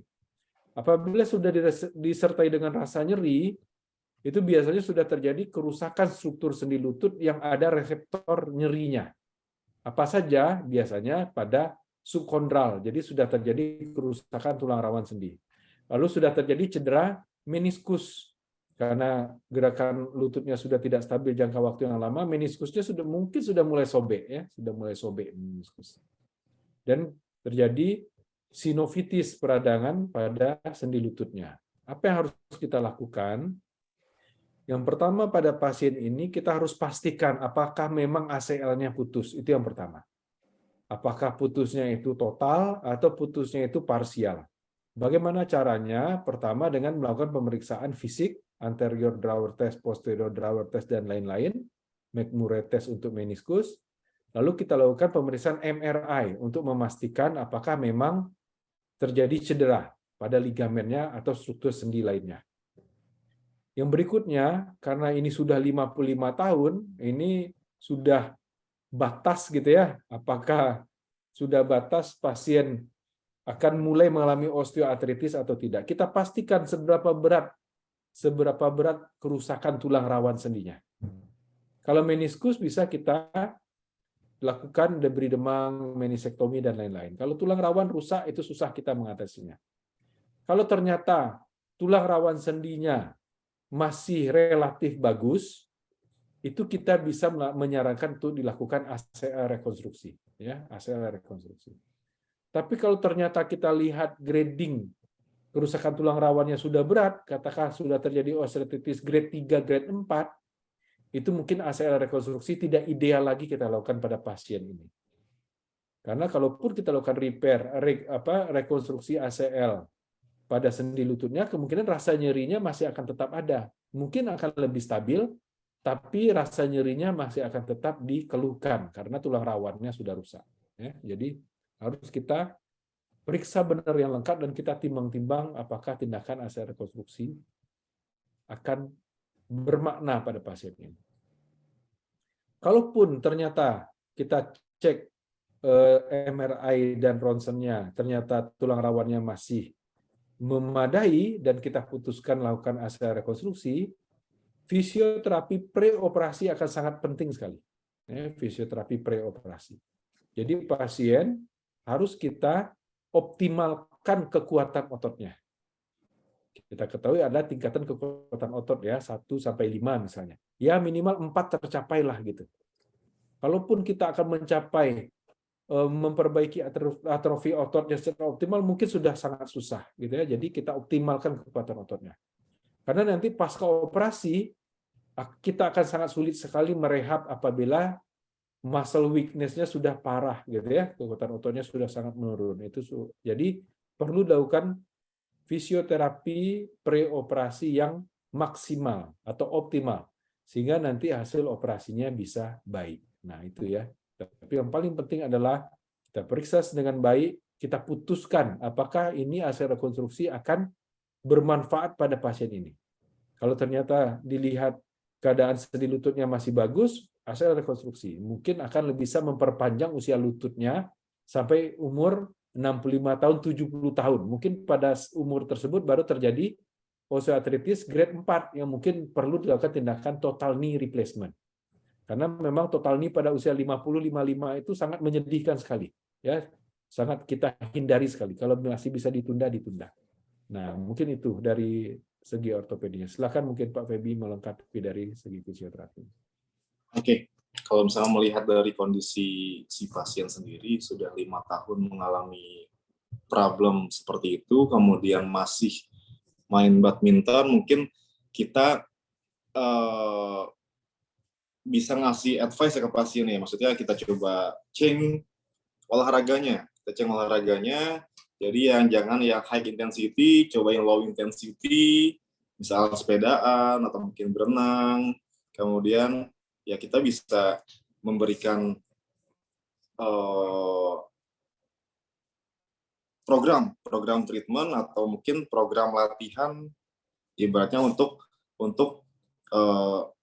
memberikan second opinion supaya tidak olahraga badminton lagi. Jadi ibaratnya ambil olahraga yang mungkin yang low intensity. Jadi tidak jumping, tidak ada yang agility yang terlalu berlebihan sehingga ya masa lututnya bisa lebih terjaga jadinya. Karena kalau misalkan tetap dipaksakan untuk latihan untuk olahraga badminton, tunggu hasilnya. Kita pastikan seberapa berat kerusakan sendi itu yang pertama. Iya. Kalau sekiranya masih bisa kita restorasi, apakah baik repair atau dilakukan partial minisektomi, mungkin bulu tangkis setelah rehab dengan bisa dilakukan lagi gitu ya. Tapi sementara kondisi lutut optimal, harusnya olahraga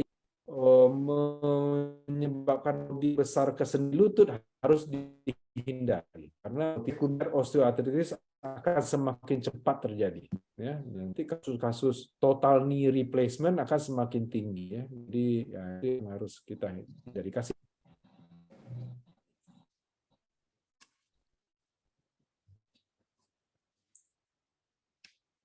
Oke, kelas Saudara Visio Erwin.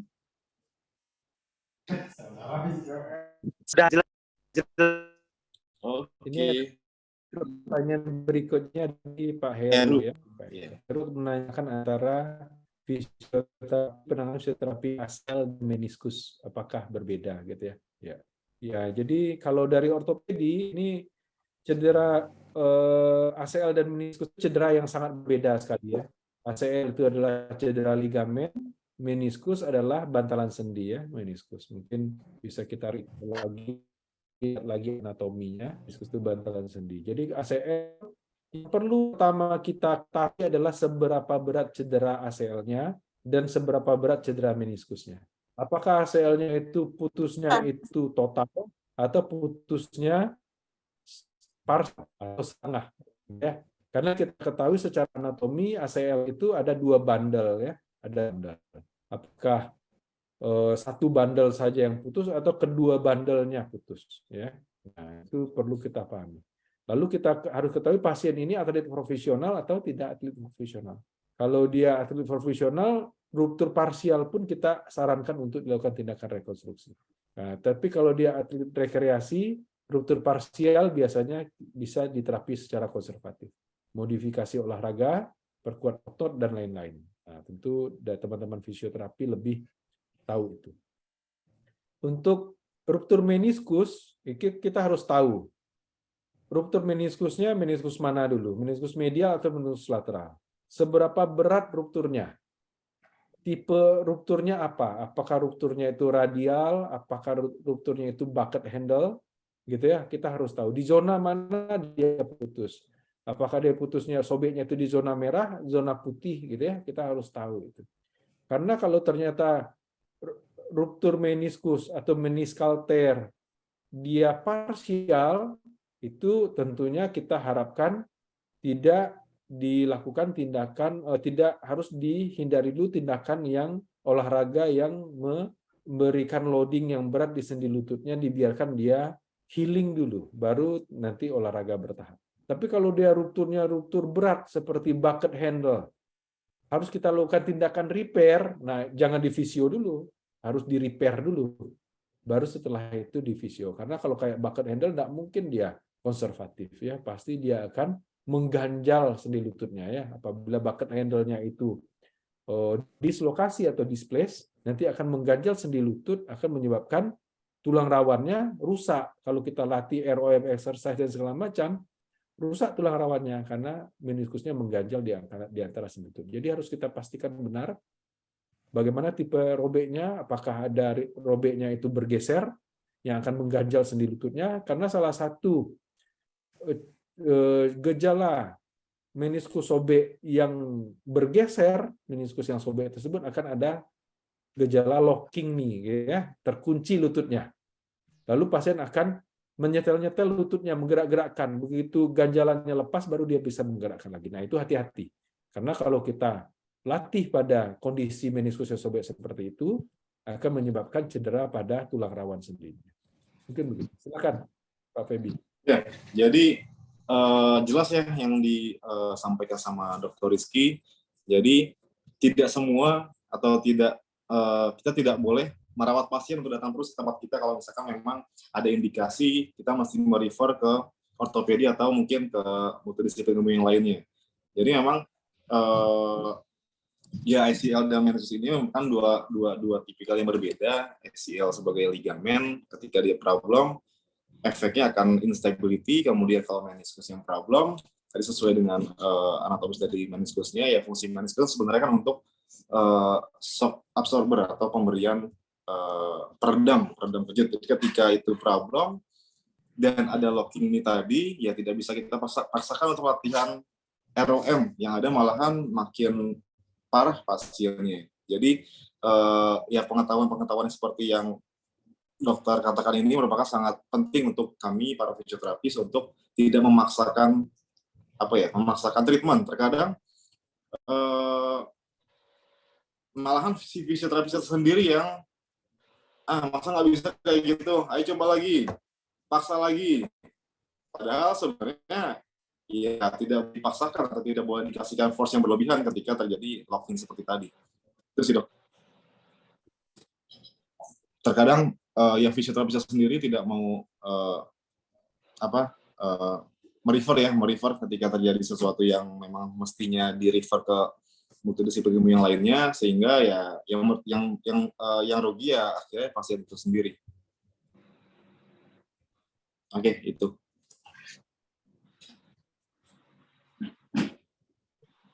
Pertanyaan ketiga untuk Febi ini. Silakan.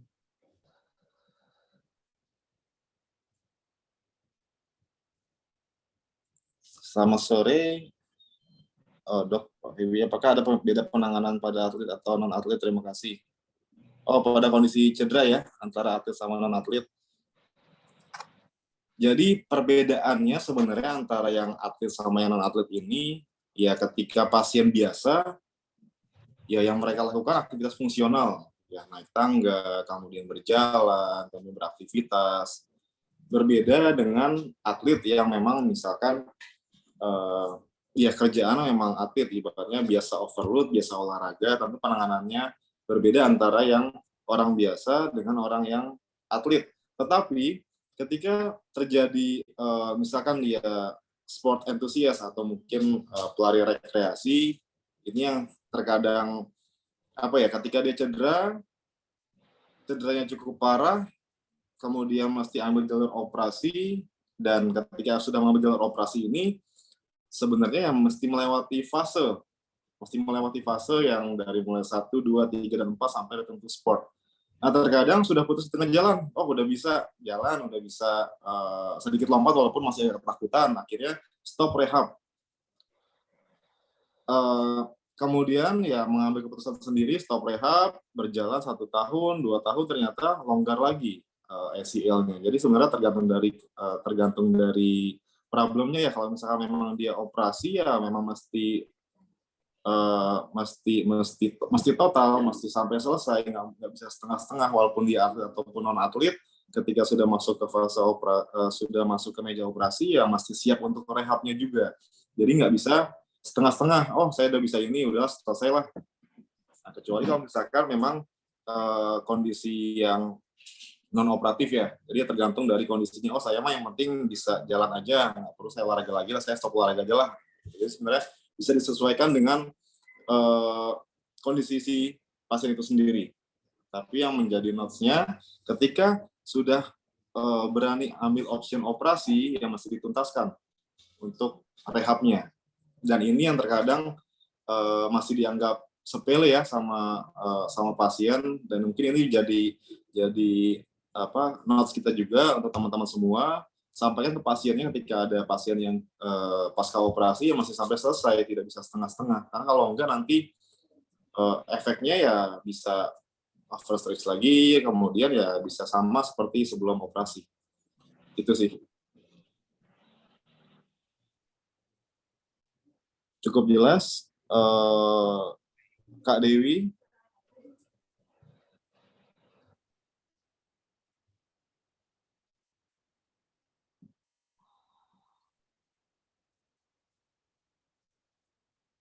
Terima kasih penjelasannya dari Pak Feby. Apakah ada yang mau bertanya lagi, teman-teman? Ya, ini dari Pak Muhammad Yusuf ya, bertanya mengenai ada pasien mengalami kebas-kebas ya pada bagian sisi sebelah kiri. Di sebelah kiri ini maksudnya tungkai bawah atau tungkai atas mungkin ya. Apakah ada pengaruh kebas pada pasien diakibatkan oleh diabetes? Oke. Mungkin saya akan bahas mengenai kebasnya dan nanti Pak Feby masalah rehabnya ya. Nah, jadi memang apabila pasien mengeluh ada kebas itu boleh kita sebutkan ada penurunan sensasi ya, penurunan sensasi. Saraf itu kan fungsinya ada sensorik, ada motorik, ada otonom gitu ya. Nah, kebas itu boleh kita sebutkan ada penurunan sensasi. Nah, kalau boleh saya memproyeksikan pertanyaan ini kepada ekstremitas bawah misalnya, ekstremitas bawah. Pasien datang dengan kebas di tungkai gitu ya. Ada beberapa hal yang perlu kita pikirkan. Tentunya kita selalu harus menggali apa penyebabnya kebas. Apa penyebabnya terjadi kebas tersebut. Apabila datang orang tua ke kita ada kebas di tungkai, yang pertama kita pikirkan adalah apakah kelainannya itu ada di saraf. Itu yang pertama kita pikirkan. Adanya kelainan pada saraf akan menyebabkan sensorik di distal akan terganggu. Nah, apa saja penyebab saraf itu terganggu? Yang paling sering pada orang tua biasanya ada penekanan dari saraf. Kita harus ketahui di mana lokasi kebasnya. Dengan mengetahui di mana lokasi kebasnya, kita akan mengetahui saraf apa yang mensarafi lokasi tersebut, gitu ya. Saraf apa yang mensarafi di lokasi tersebut. Dengan mengetahui itu, kita akan bisa merunut kira-kira di mana dia bermasalahnya. Biasanya bermasalahnya di bagian atasnya, bagian proksimal. Apakah ada penekanan dari saraf di tulang belakang, atau ada penekanan di saraf di lokasi lain di tungkai tersebut. Nah, saraf itu bisa aja tertekan di mana-mana.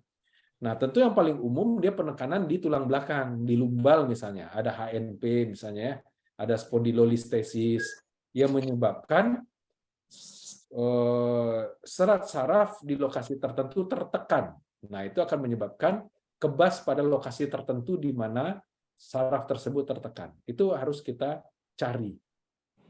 Atau dia tertekan di lokasi lain, tertekan di lipat paha, tertekan di pertengahan paha, tertekan di sekitar sendi lutut, dan lain-lain. Dengan berbagai penyebab penekanan. Apakah penyebab penekanannya itu tumor, apakah penyebab penekanannya itu jaringan fibrosis, dan lain-lain. Nah, itu kita harus ketahui distribusi mana yang terkena sesuai dengan lokasi kebasnya. Itu kalau dia disebabkan oleh saraf. Bagaimana kalau disebabkan oleh diabetes? Bisa saja. Karena komplikasi dari diabetes adalah terjadi neuropati dan angiopati namanya. Ya, neuropati tentunya kerusakan dari saraf, tidak sensitifnya saraf tersebut, atau angiopati, aliran darah yang terganggu. Nah, kini kita lihat lagi bagaimana pola kebas disebabkan oleh gangguan aliran darah, bagaimana pola kebas yang disebabkan oleh gangguan dari saraf. Nah, ini perlu pendalaman yang baik. Nanti kebasnya disebabkan oleh penekanan dari saraf, dilakukanlah fisioterapi untuk melancarkan aliran darah, tidak tercapai sasarannya, gitu ya, tidak tercapai sasarannya. Atau kebasnya itu disebabkan oleh aliran darah yang tidak lancar, dilakukan fisioterapi untuk membebaskan penekanan dari saraf. Nah, itu tidak tercapai pula alirannya. Jadi diagnostik penting sekali. Bagaimana kita mendiagnosa apa penyebab kebasnya. Nah, di situ baru kita bisa memformulasikan bagaimana cara menolong pasien tersebut. Contohnya, apabila terjadi kebas akibat HNP, tulang belakang, kita harus tentukan seberapa berat grading HNP-nya. Apakah grade 1, grade 2, grade 3, grade 4. Kalau grade 1, grade 2 mungkin bisa secara konservatif dengan segala cara, gitu ya. Modalitas fisioterapi. Tapi kalau sudah grade 3, grade 4 mungkin butuh intervensi. Bagaimana kita membebaskan penekanannya itu secara pain intervensi secara non operatif, atau intervensi secara operatif dengan membebaskan penekanan. Nah, sumbatan pembuluh darah bisa juga kita harus tentukan apakah sumbatannya itu perlu intervensi operasi dengan mengetahui seberapa berat sumbatannya, gitu ya, atau bisa dengan konservatif dengan tindakan-tindakan lainnya, gitu. Apakah pengencer darah, apakah dibantu dengan pembebatan atau dengan fisioterapi lainnya. Jadi diagnostik itu sangat penting sekali untuk mengetahui apa penyebab atau kausal dari kebas tersebut, apakah itu saraf atau pembuluh darah, dan seberapa berat derajatnya sehingga kita bisa memutuskan kita bisa menerapi secara konservatif atau kita harus melakukan intervensi operasi. Mungkin begitu. Terima kasih. Silakan Pak Febi penjelasannya. Ya. Jadi memang diagnostik sangat penting ya untuk keberhasilan treatment atau mungkin kefokusan treatmentnya. Jadi memang kalau misalkan memang dia kebas di area yang ya segmental, atau misalkan kita bisa melihat misalkan HNP, dia persarafannya di mana, penekanan di mana. Jadi memang mesti jelas. Biasa kita sebelum melakukan treatment ya kita tanyakan dulu apakah ada hasil MRI-nya atau mungkin hasil lab-nya untuk mengetahui ya secara pasti kebasnya itu dari mana. Kalau misalnya memang dia pure murni dari diabetes dan dia kebasnya biasanya di ujung-ujung jari, kita biasanya memberikan ya kayak semacam senam ringan untuk memperlancar sirkulasi darah di bagian bawahnya atau di pembuluh darah venanya supaya peredaran darahnya bisa bagus lagi. Tapi kalau misalnya memang dia kebasnya ini karena faktor penekanan saraf dari HNP, tentunya ya kita masih tahu dulu di segmen yang mana dia terkena. Itu sih, Yusuf. Terima kasih atas jawabannya dari Dr. Rizky dan Pak Febi. Tadi ada yang menunjuk tangan, Ihsan, kepada Ihsan dipersilakan.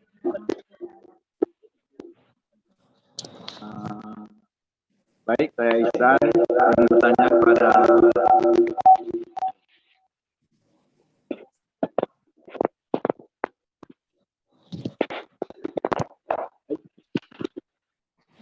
bertanya kepada Bapak Pedi. Ada seorang atlet yang mengalami cedera dengan penanganan rehab yang cukup panjang.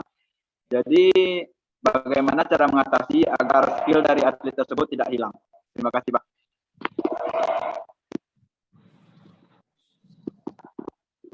Ini atlet beneran ya? San, atlet apa dia?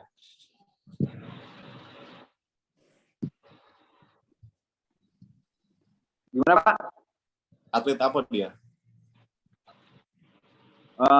Contoh kayak atlet badminton, Pak. Dia mengalami cedera ACL.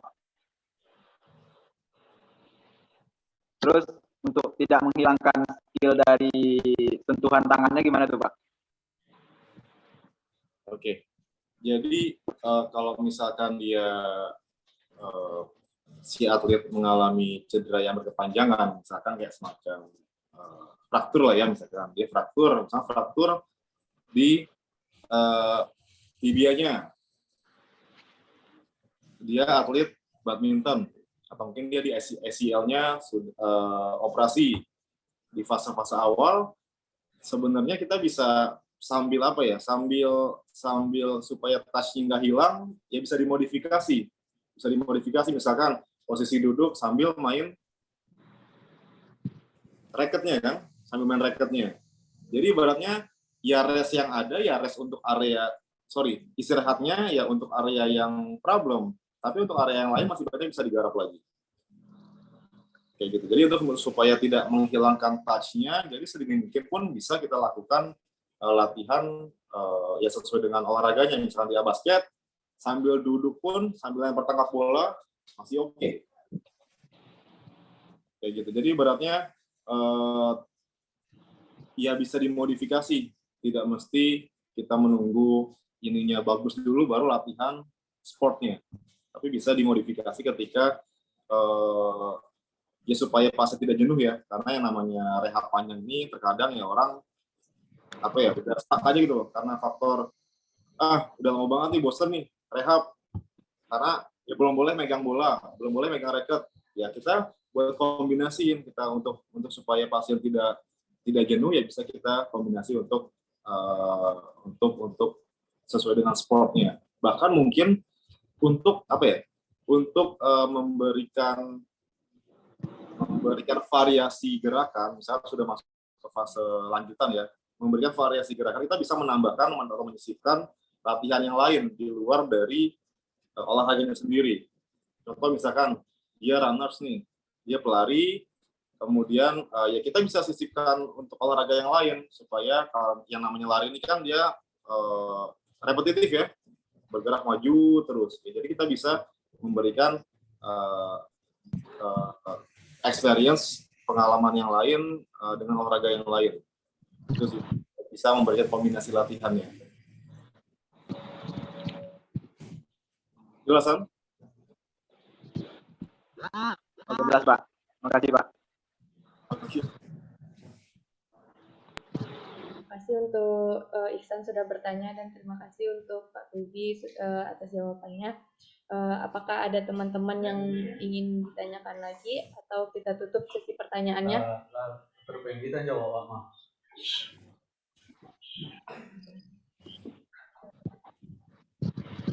Ini ada satu pertanyaan di chat ini, boleh saya jawab ya. Jadi pasien usia perempuan 57 tahun, post-op TKR lebih kurang 2 tahun yang lalu, saat ditekan pasien kadang sering merasakan ngilu di bagian tertentu.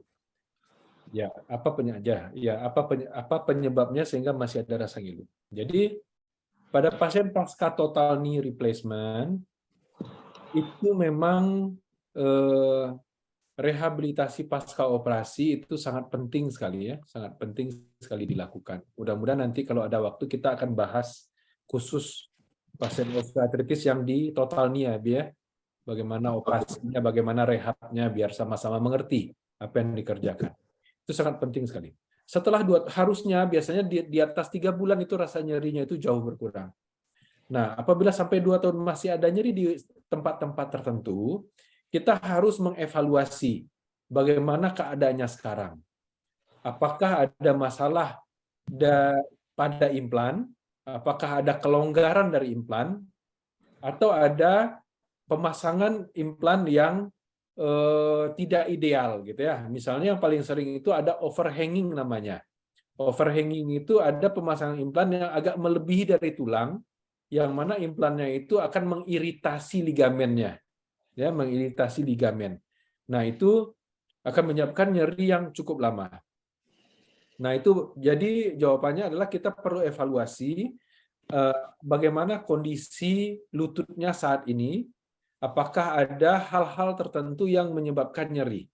Yang paling sering itu adalah terjadi kelonggaran atau loosening dari implannya, atau terjadi pemasangan implan yang tidak ideal, adanya overhanging, biasanya overhanging. Karena memang pengukuran pemasangan implan di tulangnya tersebut kadang-kadang ketersediaan implan saat itu melebihi dari ukuran tulangnya misalnya. Nah, itu terpaksa kita pasang agak besar, jadi dia agak overhanging. Nah, kita ketahui implan total knee itu terdiri dari implan yang berupa metal dan ada juga implan yang berupa polietilen atau plastik. Nah, yang metalnya ini itu menyebabkan iritasi di ligamen atau kapsul sendi biasanya. Nah, itu akan menyebabkan rasa nyeri. Ya, jadi perlu kita evaluasi apa penyebab nyerinya yang setelah 2 tahun ini masih ada keluhan rasa nyeri.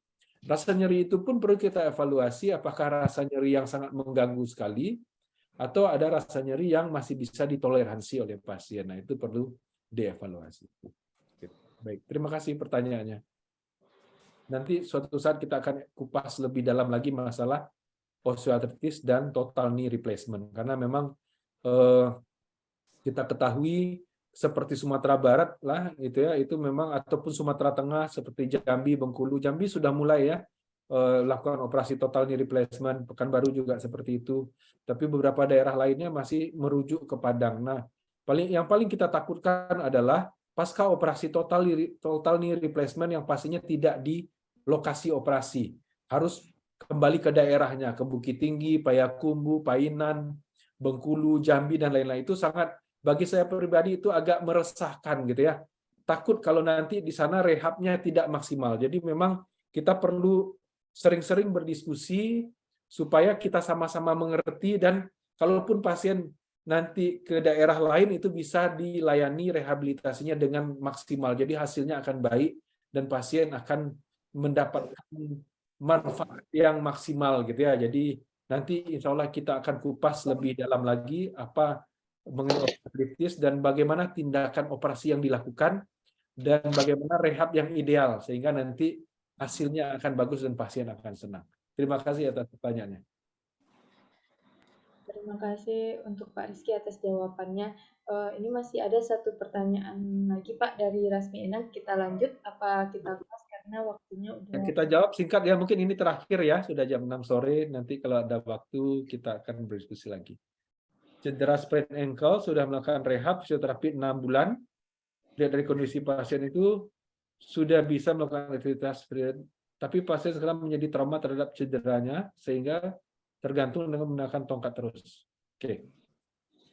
Kalau dari sisi ortopedi, ini kita harus analisa benar. Memang salah satu gejala pasien cedera ligamen berat itu adalah dia tidak percaya diri menggunakan tungkainya. Itu kita harus hati-hati. Begitu pasien, karena di saraf itu, di ligamen itu mempunyai saraf proprioseptif namanya. Saraf proprioseptif itu adalah saraf yang memberikan informasi kepada pasien bagaimana posisi sendinya, gitu ya, bagaimana posisi sendinya. Kadang-kadang kita kan kalau tidak, kita sebenarnya dari ligamen itu memberitahukan kepada kita, pertama, ini sendinya lagi fleksi, ini sendinya lagi ekstensi, ini ligamennya bagus kondisinya, maksimal atau tidak, itu saraf itu memberikan informasi ke otak kita. Dengan adanya informasi itu ligamen itu akan memberitahukan ini kondisinya tidak maksimal, jangan gunakan, gitu ya. Itu akan ada informasi ke otak kita dari saraf proprioseptif tersebut. Nah, sehingga apabila ligamen cedera dan kondisinya tidak maksimal, itu dia akan memberikan informasi kepada otak kita, jangan gunakan dia, gitu ya, jangan gunakan. Makanya pasien yang cedera ACL itu otomatis tidak akan menggunakan lututnya yang cedera. Dia lebih banyak menumpuk ke lututnya yang sehat. Sehingga lama-lama ototnya akan atrofi. Kan itu yang terjadi, ya kan? Ototnya akan atrofi. Jadi, apabila pasien cedera ligamen sudah direhab dengan maksimal, pasien masih tidak pede menggunakan,